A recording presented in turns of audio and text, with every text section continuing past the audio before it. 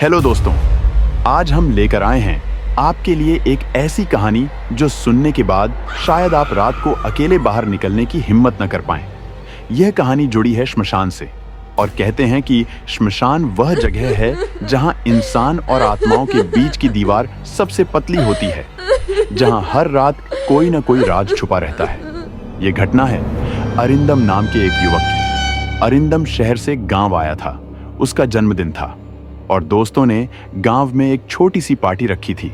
सब हंस रहे थे, गा रहे थे और अचानक रात करीब 11 बजे बिजली चली गई। पूरा घर अंधेरे में डूब गया।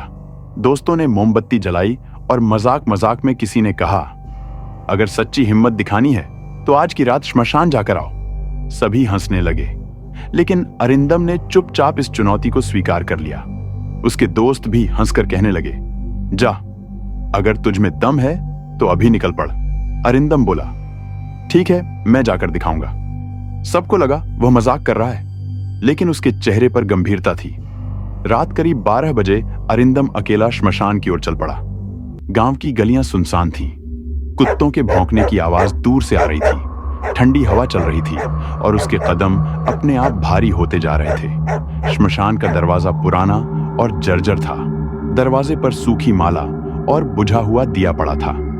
अरिंदम ने जब अंदर कदम रखा तो उसे ऐसा लगा मानो किसी ने उसके कंधे पर ठंडी उंगलियां रख दी हों। वह अंदर बढ़ा और हर कदम के साथ उसका डर बढ़ता जा रहा था। पेड़ों की डालियां हिल रही थीं और अंधेरे में किसी की छाया जैसी आकृति दिखाई दे रही थी। अरिंदम ने खुद को समझाया, यह सब उसका भ्रम है, लेकिन तभी उसे दूर एक हल्की सी रोशनी दिखाई दी, जैसे कोई दिया जल रहा हो। वह धीरे धीरे उस तरफ बढ़ा।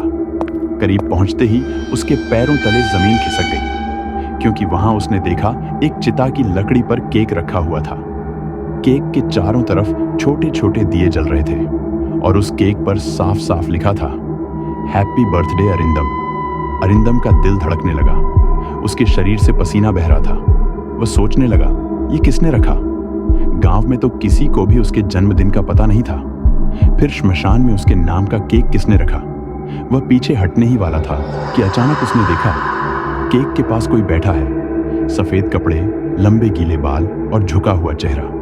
धीरे धीरे वह चेहरा ऊपर उठा और लाल चमकती आंखें दिखाई दी। एक ठंडी आवाज आई, शुभ जन्मदिन अरिंदम, हम तुम्हारा इंतजार कर रहे थे। अरिंदम चिल्लाना चाहता था, लेकिन उसकी आवाज गले में ही दब गई। वह कांपने लगा और उसकी सांसें तेज हो गईं।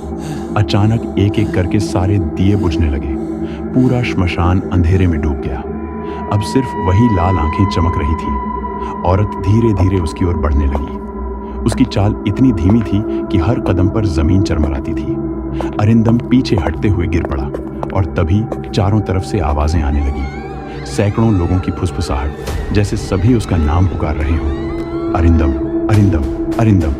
वह कान बंद करने की कोशिश करने लगा, लेकिन आवाज और तेज होती गई। ऐसा लग रहा था मानो पूरा श्मशान जाग उठा। जली हुई लकड़ियों की गंध, राख की महक और चीखों की प्रतिध्वनि हवा में भर गई। अरिंदम की आंखों के सामने सब धुंधला होने लगा। अचानक उसने अपने कान के पास ठंडी सांस महसूस की। वह औरत उसके बिल्कुल करीब आ चुकी थी। उसकी आवाज गूंजी, आज तुम्हारा असली जन्मदिन है, क्योंकि आज तुम्हें जन्म देगा श्मशान। अरिंदम की आंखें डर से फैल गईं। उसका दिल इतनी जोर से धड़क रहा था कि मानो सीने से बाहर निकल आएगा। वह उठने की कोशिश करने लगा, लेकिन उसके पैर जमीन से जैसे चिपक गए हों। उसे लगा कोई अदृश्य ताकत उसे पकड़े हुए है। अचानक उसके चारों ओर परछाइयां घूमने लगीं। हर परछाई के चेहरे पर जलते हुए आंखें और अजीब मुस्कान थी। वह सब एक साथ हंसने लगे। उसकी हंसी इतनी भयानक थी कि उसकी रूह कांप उठी। अरिंदम चिल्लाने लगा, मुझे छोड़ दो, मुझे जाने दो, लेकिन कोई उसे सुन नहीं रहा था। आवाज और तेज होती गई, आंखें और करीब आती गईं और वह औरत उसके सामने खड़ी हो गई। उसने धीरे से अरिंदम का हाथ पकड़ लिया। हाथ इतना ठंडा था कि उसकी हड्डियां तक जम गईं। वह बोली, अब तुम हमारे हो चुके हो। अरिंदम ने जोर लगाकर अपना हाथ छुड़ाना चाहा, लेकिन उसी समय उसे महसूस हुआ कि उसके चारों ओर कोई और खड़ा है। उसने देखा कि दर्जनों आकृतियां उसके चारों ओर खड़ी हैं। सब सफेद कपड़ों में, चेहरे पर कोई भाव नहीं, सिर्फ आंखें जो अंधेरे में चमक रही थीं। वह सब एक साथ बोली, स्वागत है अरिंदम, स्वागत है। तुम्हारा जन्मदिन अब हर साल यहां मनाया जाएगा। अरिंदम ने जोर से आंखें बंद कर ली और अचानक सब कुछ सन्नाटा हो गया।